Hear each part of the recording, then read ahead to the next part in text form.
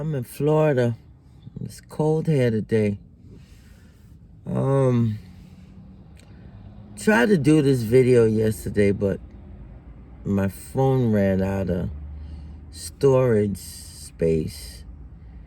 And I did the video only to realize that while I was doing the video, my phone didn't have any storage, so the video wasn't recorded.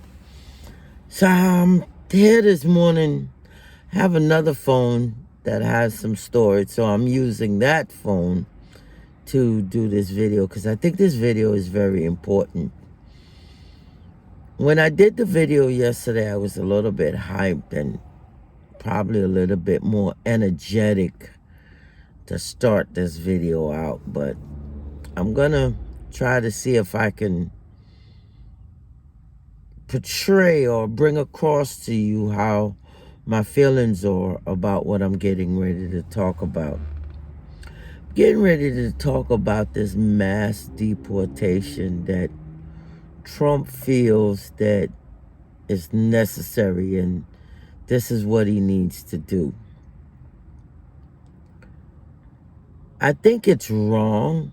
I think everybody deserves a chance to make a better life for themselves.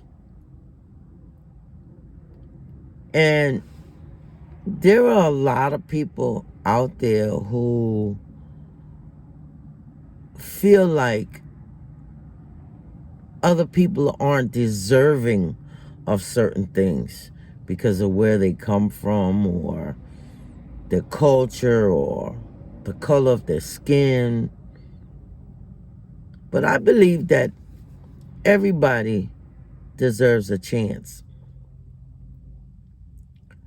And when it comes to immigration, America was built on the backs of immigrants. My grandmother's brother came here in the 1920s through the Great Depression that they had here. He was like around 10 years old. He was born in 1910, and his mother brought him here in 1920. I can remember doing genealogy and some research only to find out that years later, from a census that they had done in New York, he showed up on a census again showing that he was working in a laundry. And fast forward again, years later, he showed up in other censuses doing other types of jobs. And I've even ran across records of him leaving America, going to Cuba, traveling to Cuba, coming back to the United States, moving from New York, moved to Florida, had a wife, had a child. So he literally grew up in the United States and built his life here from the age of 10, from the Great Depression. And they came as immigrants. Him and his mother came here in the 1920s as immigrants, and they passed through Ellis Island. A lot of people who are immigrants or have an immigrant background from a parent or whomever, a lot of them have passed through Ellis Island and have, built their lives in the United States and have built the United States from working hard and wanting to make something of their life or want to be somebody. There's a blogger out there that I follow, and I'm thinking about unfollowing her. She was so militant, She is not so militant. She is militant. And the reason I was following her was because she's pro-black activist. I'm an activist for black people. I'm an activist for this. I'm an activist for that. But mostly blacks. She's such a big advocate and activist for black people. Yet still, when Trump started this mass immigration deportation thing, and he started hurling the first group, and it was a lady crying because she wasn't going to make it across Mexico border anymore, to get into some program that Biden had put together for these people. She came on her channel and she started laughing. She thought it was funny that this woman could make it across the border, and how she feels like there's so many people here in the United States that are illegal, and in the back of her mind, they're criminals. They're criminals. So she's laughing because she thinks it's funny that they're getting deported, or they can't make it into the United States, and Trump's getting ready to crack down and all this crap. But let me say this. Trump could crack down all he wants on immigration, and he can get rid of the people here, but it's going to affect America. And it's going to affect them not only financially, but when it comes to labor and the labor force and the economy, as far as the economy being built up, it's going to affect this country drastically. And I'm going to give you a good example. I was watching a program just a couple of nights back about this tomato farmer in Florida who his immigrants are leaving his farm. So he's going to have to pick his own tomatoes now. And he ain't going to be able to pick his own tomatoes. So guess what? When it comes to a lot of produce in these farms that do produce, you're going to see what happens in the supermarket now. It's going to be less and less. And the less it is, the more money it's going to cost. So if he thinks he's going to get rid of immigrants and the country's going to be okay, it's not. What it seems to me like another Hitler situation with concentration camps, because he's getting ready to build camps to put these people in and imprison them. So this just would feel to me like another Auschwitz concentration camp situation that's getting ready to go on.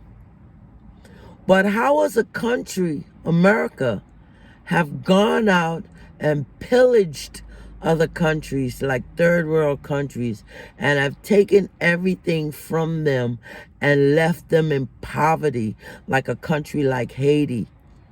But yet still you don't want us to come here after you've pillaged us and left us for broke and hunger, but we cannot come here to work and better our lives. How is that? How make that make sense to me? But it's okay for you to do this. It's okay. That doesn't make any sense at all. So, I want to tell you how I became a part of this whole thing, which to this day, as I'm sitting back, I'm like, I can't believe that I played a role in this. Years ago, I worked for a company called Talk to Rep, part-time. In the afternoons, I would go to work in the daytime, my regular job, and I needed the extra money. And so I was working for this call center in the afternoons from around 5 to 11 at nights. And one of the projects that this call center had, they had several projects. They had a project with LA Fitness where they were doing their payments or customer service. They had a project with the government. The government was trying to research this dental place called Small Smiles. That was in Roanoke. I forgot where Roanoke is, but they had a big problem with this dental clinic that was taking care of children dental, and it was called Small Smiles. And so we'll call up these clients that took their kids to Small Smiles and find out what went on, what treatment they had, if their kids had any problems, and were they strapped down, stuff like that. And not only did they have that project, they had a project which was just a regular survey, which I had worked all of these projects at one time or the other. But one of the main projects that they had me working was the one where it was just a survey. And I was good at it because they wanted us to have X amount of surveys per night per person. And I became so good at it that, you'd call these people, and some of them, I don't want to do a survey. Some of them would want to do the survey, but the ones that didn't want to do the survey, I was good at convincing them that doing the survey was a good idea. And they would just do it, right?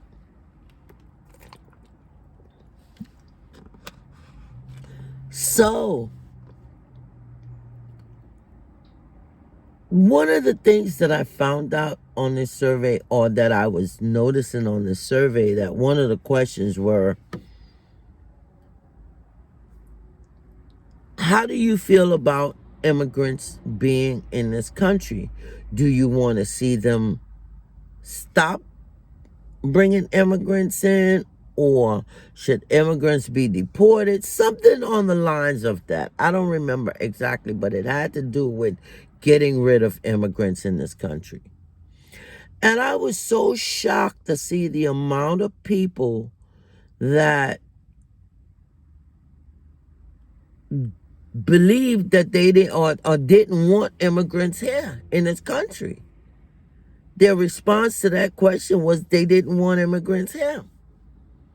I just thought that the survey was very funny, and I always questioned the survey, but I was like, oh, it's just a job.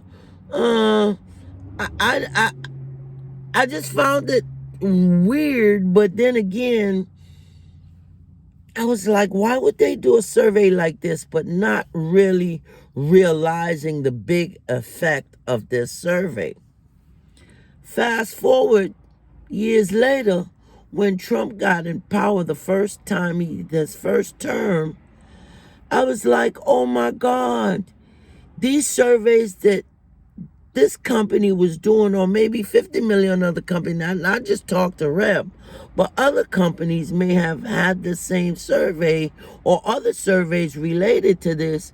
They put all that data together and was able to use it in a political campaign to say, okay, a lot of people don't want immigrants here. Use this as a campaign strategy. I don't know. I'm not political, but understand what I'm trying to say. They put all this shit together now.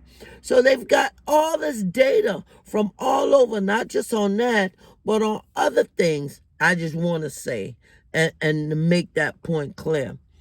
So after that, I realized, oh my God, I was one of the people who were doing this survey or getting this survey done for this same survey to affect my people later on down the line, because that's what ended up happening, which is wild. So I want to go back to this person that I follow on YouTube. And when she did that YouTube blog about Trump and his executive order and how everything is going okay because he's starting to remove these immigrants or not allow them to come in this country, I went into the comment section to see what people were saying. And there was this one person that commented and said, oh, why don't they go and build their country like how we have built ours? And I damn near almost died. I'm like, these people are so far gone, so misinformed, so like not really here. And I wanted to respond, and I think I did respond. I said to the person, I said, immigrants were the one who built this country. Who do you think built it? If you go back in your history and do genealogy and check out your background, you probably had a parent that came here through Ellis Island or came here as an immigrant. Fast forward years later, here you are not realizing because you have not even researched what's going on with your background or your history or know nothing about yourself. I want to let you know most people that are here come from an immigrant background. Not only that, I want to mention how let him get rid of all of us and see how this place will turn into a ghost town. And why don't if we came here, we were not born here in America. Most of these people, they came here as slaves. We were taken here. So why don't you send all of these people back and buy them a ticket, see how this place will turn into a ghost town, and see what will happen to America, since they think America is all of that. Another thing I want you guys to know, people don't come here because they love America. I've been here since I was 7 years old and still don't like America. Never did from the first day I landed in New York City. When I landed John F. Kennedy Airport in New York City, I said, what a cold and desolate, unhappy place this was. And it's been like that for me all my life. Why I haven't left? I've been able to stay here and work and eat, raise a family, and be able to take care of my family. But if I had other choices, if I had built a life in another country, I wouldn't come here. I was taken here as a child at 7 years old. So don't you be mistaken, America, that people are here because they love you. They're here because it's hard to get jobs in their own country. It's hard to survive in their own country. Hard to feed a family in their own country after you guys have plundered and taken away from all these countries, taken away their resources, or take their resources and give them little or nothing for it. So these countries suffer. So don't think it's because it's a love of America why people are here. They love you less. All right? They're here because of their financial situation. That's why they're here, to work and feed their families. Most of them, if they had money, they wouldn't even come here. Because you've already taken everything from their country. Everything. And let's not talk about the people that are Americans that go to other countries and live there and are illegal. Let's talk about Mexico. You know how many illegal Americans, how many Americans have moved to Mexico that are living there illegally? They don't have no papers there, but Mexico doesn't say anything. They let them stay. You know why? Because most of these people can't even afford to retire in the United States. They've retired, and the little amount of money that they get, they can't afford to live here. So you know what they do? Go to Mexico and live like king and queens on $1,200 or $1,500 US a month. They live like king and queens in Mexico. Ask Mexico about the whole population of American citizens that are living there illegally because they have to retire someplace. Jamaica is another one. I'm from Jamaica. I've gone to Jamaica. I've met a lot of foreigners in Jamaica. And when you ask them where they're from, oh, I'm from America, but I live in Jamaica. And I can guarantee you that the ones that are there, that live there, are not legal in Jamaica. They've just left here and just have gone. But you think Jamaica's saying anything? No. Mexico is not saying, and I'm quite certain other small islands and other countries have the same issue. But no one talks about the elephant in the room. No one. When you bring up about all these Americans that are in other people's country living, and no one says anything because they can't afford to be in America anymore, no one speaks about that elephant. It's there though. So I've been in this country and I've worked hard all my life. I've worked and helped to build this country, helped to make it what it is. And you're gonna start deporting immigrants, the same immigrants, legal or not, that are building this country and making this country into a better place, better than what it is. And everybody sits back and think that it's cool and it's okay for him to do this. I've never been so disappointed. I've never been so disappointed. And back to that lady that I follow on YouTube. Back to her. That she's such an advocate for black people.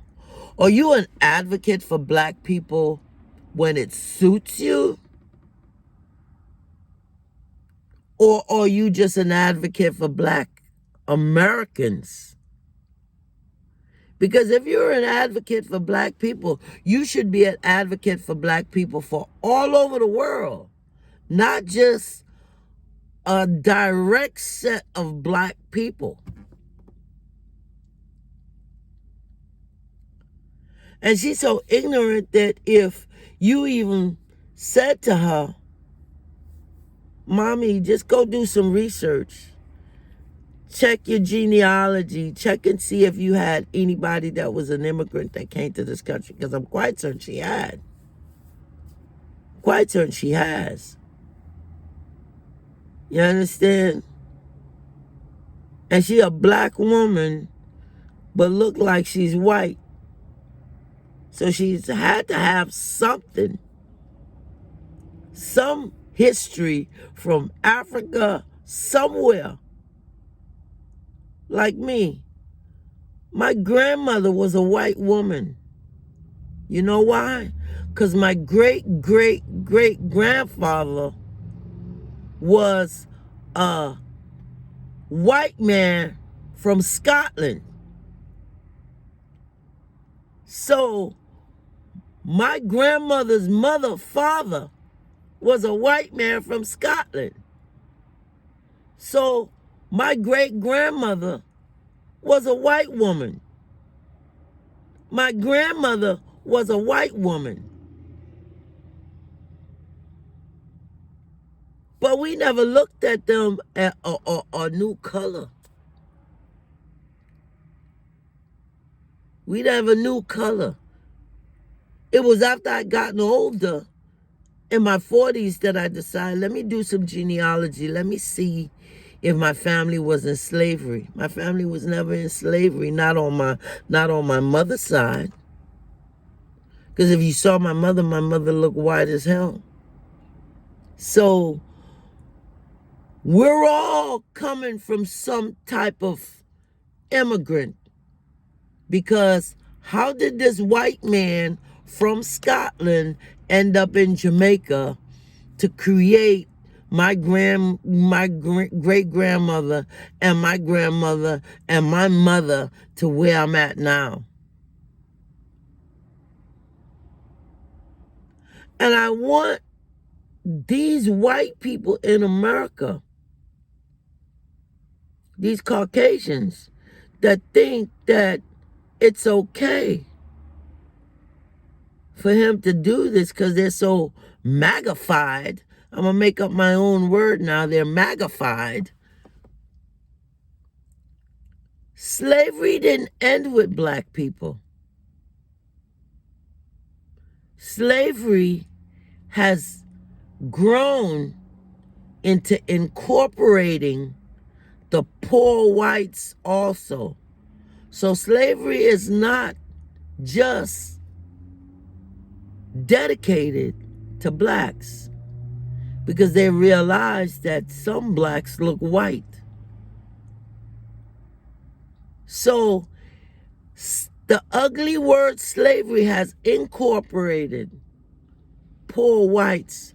So not only are black slaves, but the poor whites in this country are also considered slaves. So don't be mistaken, magnified people, magnifieds. I'm ticked. I'm ticked off about what's going on. Really ticked. I want you to comment, like and share, but please comment, because I want to know how you guys feel about this. And tell me if I'm wrong. Tell me what you think. Give me your opinion. You guys have a blessed day.